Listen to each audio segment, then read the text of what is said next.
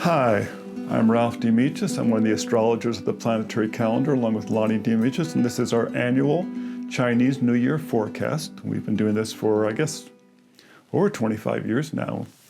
And it's actually remarkably accurate. And I realized over the years, the only times when we've been off is when we have been too optimistic. In other words, we could see it was going to be bad, but we didn't want it to be that bad. So we didn't report it as quite as bad as it could be because, for instance, there's been some years when it's been very difficult. So this is a global forecast. It's going to have multiple parts. The first part is going to be strategy for this year, timing. How do you time the year? Okay. After that, we're going to do a forecast for the Americas. Then after that, we're going to do a forecast for Europe and the Middle East. And then finally, we're going to do a forecast for Asia. So depending upon where you're living, it'll be more or less interesting to you. Now, this year, there's two eclipses, okay? This year, the two eclipses are only twins. In other words, there's a new moon and a full moon eclipse. Some years you get 3 in a row. Those are no fun. This year it's just 2, so that's not too bad. The first set of eclipses are going to start in mid-March, going from March 13th to March 29th, okay? Between the 13th and the 29th, don't plan anything big. Don't plan weddings. Don't plan, big dinners or big events. They're emotionally very intense. You'd like to avoid that kind of emotional intensity. Don't plan any, medical operations or things like that. Nothing between those dates, okay? The second big one is going to be between September 7th and September 22nd, okay? Another big time, so that's a big one. Now the March one is the most problematic month of the year. Just so you know, March is going to be a difficult one. So as we go forward, when I say March, you'll know why. Now, the other thing that's going on in Mercury retrogrades, there's going to be 3 of them. There's always 3 every year. And during Mercury retrogrades, anything to do with communication goes a little wacky. It takes 2 and 3 tries. So, it's not a great time to buy a new phone, for instance. It's not a great time to sign contracts. On the other hand, when Mercury's running fast, good time to do it. But when Mercury's running retrograde, a good time to clean the closets out. Good time to go back and cover things you did before. And when are the Mercury retrogrades this year? Okay, it's March 14th to April 7th, then July 17th to August 11th, and then from November 9th to November 29th. Now, if you haven't written this down, don't worry. If you just go down and read the notes in the underneath the video, we have included all those dates there, and the entire text is going to be there in great detail. Okay? And as we go into 2025, which is the year of the wood snake, it's going to start off slow. Okay? And the reason is you've got a couple of major planets that are retrograde, including Mars retrograde. The first month or so is going to feel very frustrating. It's going to feel slow. It's not going to be until like the mid to end of February when things start moving forward. That's when Jupiter's going to turn direct. Okay? Up to that point, that's going to be the issue. It's important to realize that the second half of 2024 and a major portion of 2025 are monumental times. Why? Because a lot of the outer planets, the ones that have these long transits, are changing sign. And realize they stay in the sign sometimes 7 to 8, 10 years. So when they're changing sign, this is a big thing. It all started with Uranus, or not Uranus, it started with Pluto moving into Aquarius, which took an amazingly long time to get there. But it's moved into Aquarius. Now you're going to have this year, you're going to have Uranus is going to change sign, Neptune is going to change sign, Saturn is going to change sign. Okay, and this is all happening in the course of the year. These are big shifts, especially because a lot of these are late in the zodiac. So we're having this very strong sense of a big cycle coming to an end and a new beginning between 24 and 2025. Okay, now once you get past the second part of February and things start moving forward, then we run smack dab into March, okay? March, like I said, it's got the 2 eclipses going on. And then also, as you just heard, we also have, from the 14th to April 7th, Mercury retrograde at the same time, just like complicate things at the same time. And then, let's see what else is going on. And also, the one thing that is kind of working in your favor during this time, and realize that people are going to be very worried in the first part of the year. There's just a real strong sense of that. Let people share that. The one thing that's working in your favor at the beginning part of the year, where everything else is frustrating, is Mercury is moving fast. And when Mercury moves fast, until you get up to that retrograde, especially the beginning of March, because Mercury will start slowing down, those first couple of months, you'll be able to get a lot of communication stuff done. So in terms of getting the physical projects moving along, you may have a hard time with it, but you'll do real well moving the communication forward, the marketing stuff forward. You can do really well with that kind of stuff. And then finally, when you get to January 29th, this is another date I've got to mention. That is the Chinese New Year, the beginning of the wood snake. So everyone should celebrate at that time, and that's when we begin, the next Chinese New Year. That's the new moon in Aquarius, and then we're going to be moving on into the next growing cycle. So remember, after the end of February or middle of February, events will pick up quite a bit. March is just complicated. Just be prepared. Don't, like I said, if you can avoid scheduling around March, please do. Okay? Now, the other thing that happens in March is that Neptune is going to enter Aries. And Neptune, remember, it takes 180 years or so to go around the zodiac, so it's going to be there until 2029. Okay? And the last time that it was there, it includes part of the time of the American Civil War.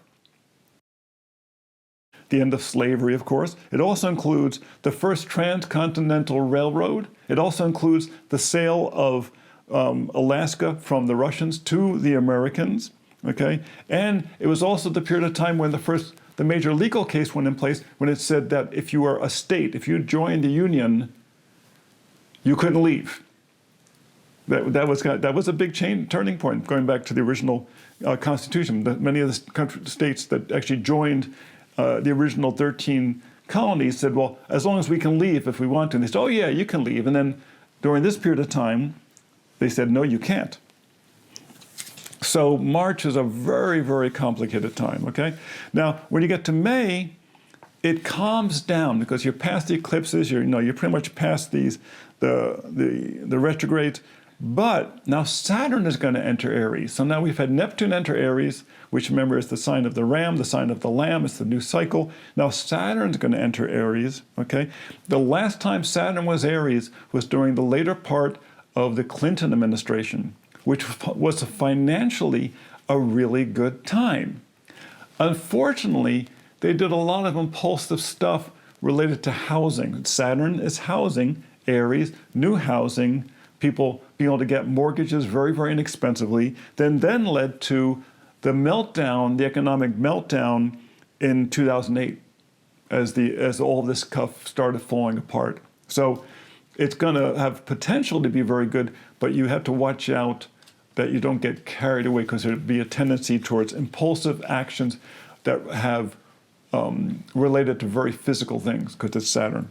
Now, June, events are going to move along real easily. June's like, if you're going to schedule stuff that's going to be fun, schedule for June, because June is actually going to be very, very cool.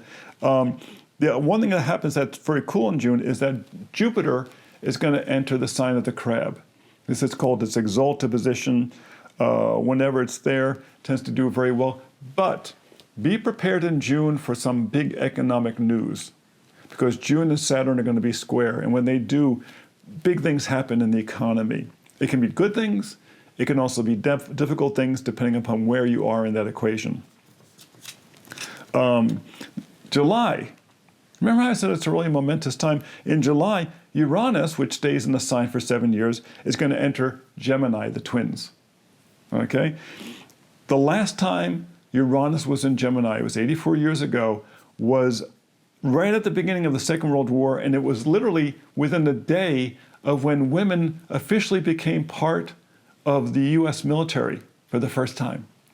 So it's a very kind of momentous thing. And the thing about it is Uranus in Gemini, the twins, it has to do with the common people. Uranus has to do with a change of how we see them. So whenever Uranus has gone into Gemini, there's been a big fight about human rights and about freedom. Every 84 years when we've had Uranus go into the sign, because the United States was founded with Uranus in Gemini, we've been in some type of fight over freedom, over democracy, over the people's rights. So Like I said, very momentous year that we're coming into, okay? August is a little bit like June, that is the easiest month. In fact, of all the different months, August is probably the easiest month of the year, so all you Leos, you can be happy. Though you do have to realize that as you go into September, October, November, you may feel like the economy stalls, that it starts just stalling out. And there might be a lot of progress early in the year, but the time we get to the end of the year, a lot of people are going to feel like they backslid. Like if they were uncautious going along, they could feel like they really backslid, because there's going to be a bunch of planets turn retrograde, and all of a sudden everything's going to kind of stall out later in the year, which happens a lot just in recent years because of where the outer planets are related to the sun. Okay, September. Remember, we have those eclipses, those 2 eclipses going on. You also have a couple of planets changing sign and changing direction, okay, including backing into one sign. So I guess this is where you feel it's going to stall. And then you can have the fall equinox. In October, once again, like I said, the big stuff is going to stall, but Mars and Mercury are moving fast. So in terms of doing your personal projects, plan to do them in October, that time of year, things that relate to you, anything to do with physical stuff, anything to do with you want to accomplish a practical task, great time to do it. November has all kinds of stuff going on because Jupiter's going to turn retrograde, and whenever Jupiter turns retrograde, things slow down. Saturn's going to turn direct, so you're going to get this mixed message thing. And then Uranus, which has gone into Gemini, has gone retrograde and it's going to back into Taurus. So I mean, it's a lot of mixed messages. But then December, Neptune's going to turn direct. And finally, the year end is going to end pretty smoothly. Though, still not picking up speed. Like I said, people may feel like they backslid a bit. But in terms of planning the year out, read the notes, because a lot of stuff is going to go on. And you have to really be careful in terms of how you time where you're going to put your best efforts. And if you decide you're going to do it in the middle of March, we're going to start a whole campaign, a marketing campaign in the middle of March, you're going to be getting headaches that you don't need to have just by waiting a little bit or planning a little bit better. And that's what the strategizing video is all about. So be well. Now, if you don't have your calendar, planetary calendar, make sure you get it. You can get it at planetarycalendar.com. The strategy stuff is there. And one of the main reasons for the planetary calendar is to have a great strategy. Be well.